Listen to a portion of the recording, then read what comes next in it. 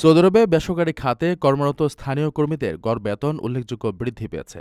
সাম্প্রতিক বছরগুলোতে দেশটির প্রাইভেট সেক্টরে কর্মরত সৌদিদের গড় বেতন সম্মিলিতভাবে ৪৫%-রও বেশি বেড়েছে, যা শ্রম বাজারের ইতিবাচক পরিবর্তন হিসেবে দেখছে দেশটির সরকার।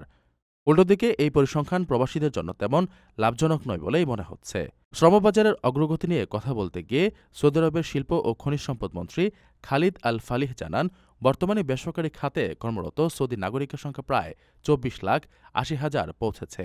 এ সংখ্যা দেশটির কর্মসংস্থান বৃদ্ধির পাশাপাশি সফল সৌদিকরণ বা লোকালাইজেশন নীতির প্রতিফলন বলে মনে করেন তিনি।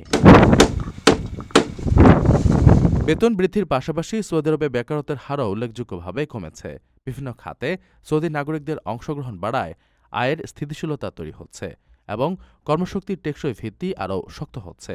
বিশেষজ্ঞদের মতে এটি কর্মীদের দীর্ঘমেয়াদী চাকরির নিরাপত্তা এবং দক্ষতা উন্নয়নের পথও প্রশস্ত করছে। সংশ্লিষ্টরা মনে করছেন, ধারাবাহিক বেতন বৃদ্ধি, কর্মসংস্থান সম্প্রসারণ এবং বেকারত্ব হ্রাস সৌদি আরবকে একটি প্রতিযোগিতামূলক, অন্তর্ভুক্তিমূলক এবং স্থিতিশীল শ্রমবাজার গড়ে তুলতে সহায়তা করছে। এর ফলে ভবিষ্যতে দেশের অর্থনৈতিক ভিত্তি আরও শক্তিশালী হবে বলেও আশা প্রকাশ করা হচ্ছে।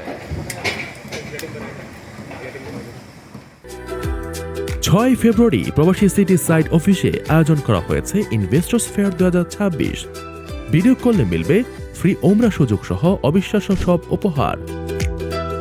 দিনব্যাপী এই আয়োজনে শিশুদের জন্য থাকবে আনলিমিটেড ফান রাইড, আর বড়দের জন্য মনোরম নৌকা ভ্রমণ ও কলাপাতায় পরিবেশিত লাঞ্চ।